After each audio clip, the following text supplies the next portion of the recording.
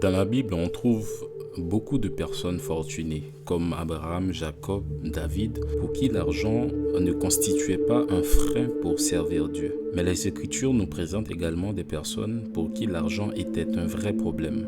On peut citer Akan lors de la prise de Jéricho, Judas qui a livré Jésus pour 30 pièces d'argent ou l'homme qui cherchait à obtenir la vie éternelle. Le livre de Proverbes est un livre qui fait l'éloge du travail et de la richesse. Mais on sait que l'argent est un sujet très fragile au milieu des chrétiens. Souvent, on observe deux extrêmes chez les chrétiens. Ceux qui parlent de la prospérité de manière excessive et d'un autre côté, c'est l'évangile de la pauvreté. Lorsqu'on analyse les textes bibliques de plus près, on comprend que ce qui intéresse Dieu, c'est l'intention avec laquelle on gagne l'argent. En d'autres termes, c'est la place qu'on donne à l'argent dans notre cœur. Si l'argent représente une idole à tel point que nous sommes devenus cupides, là c'est un vrai danger parce que ces possessions rentrent en rivalité avec Dieu. Donc c'est mammon. C'est pour cela que Jésus a raconté l'histoire d'un homme qui était très riche et qui avait amassé beaucoup de biens. Cet homme-là voulait jouir de ses richesses, mais sans se rendre compte de Dieu. Dieu a dit cette nuit même, ton âme sera redemandée. Par contre, si l'argent est un outil qui te permet d'avoir accès à des biens matériels utiles, pourquoi pas? Il y a un verset dans Proverbe qui dit « Le paresseux ne rôtit pas son pain, mais le précieux trésor de l'homme, c'est l'activité. » Apôtre Paul a dit qu'il travaillait très dur pour ne pas être à la charge des autres. Dieu veut qu'on vive bien, qu'on vive dans l'abondance, qu'on puisse jouir du fruit du travail de nos mains. Mais la richesse ne doit pas être notre maître, parce que lorsqu'on commence à gagner de l'argent, on veut se comparer à Dieu.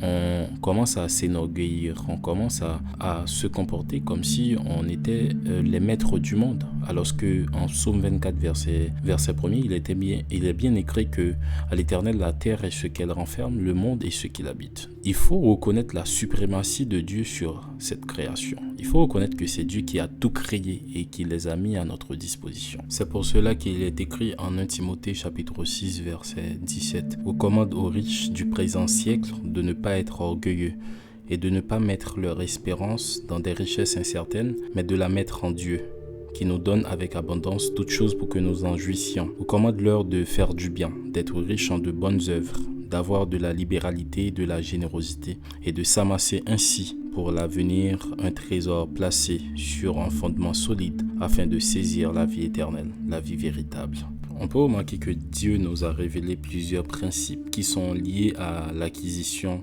de la richesse. Donc, le premier principe que Dieu nous a révélé, c'est qu'on ne doit pas être orgueilleux. Donc, on doit rester humble, même si on arrive à gagner de l'argent, mais on doit donner toute la gloire à Dieu. Donc, on ne doit pas s'enorgueillir parce qu'on commence à gagner de l'argent, parce qu'on a la possession des choses. D'ailleurs, on sait que dans notre nature, on a toujours cette idée ou encore cette volonté à dominer sur les autres, à les imposer les choses quand on commence à gagner de l'argent, mais Dieu nous demande de rester humble. La deuxième chose que le texte mentionne, c'est qu'on ne doit pas mettre notre confiance dans nos possessions. Donc, même si on possède beaucoup de richesses, on a beaucoup de biens, on possède des villas, des voitures, mais on ne doit pas mettre notre confiance dans ces biens. Dieu veut que nous soyons toujours dépendants de lui.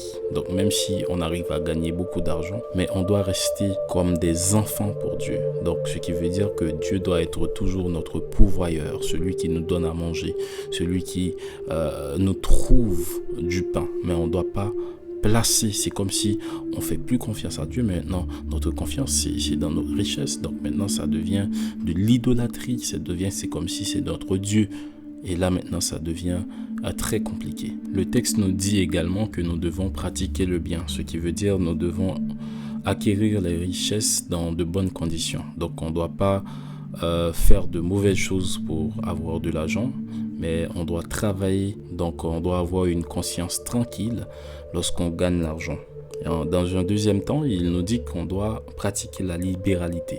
Donc la libéralité, c'est qu'on doit partager avec ceux qui sont dans le besoin.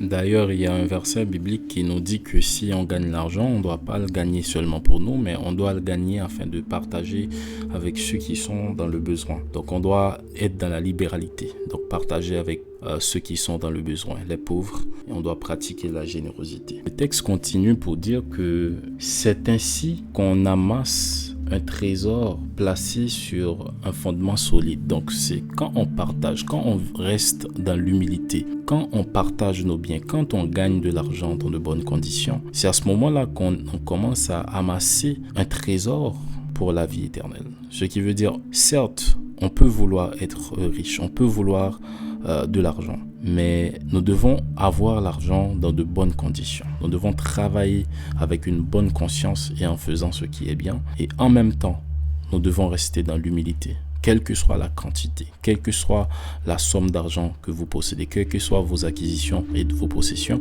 vous devez toujours garder Dieu comme étant votre sauveur et Seigneur, et vous devez toujours considérer Dieu comme votre pourvoyeur. J'espère que vous serez bénis avec cette vidéo. Que Dieu vous permette de rester sous sa grâce et surtout dans l'humilité, car l'humilité précède la gloire.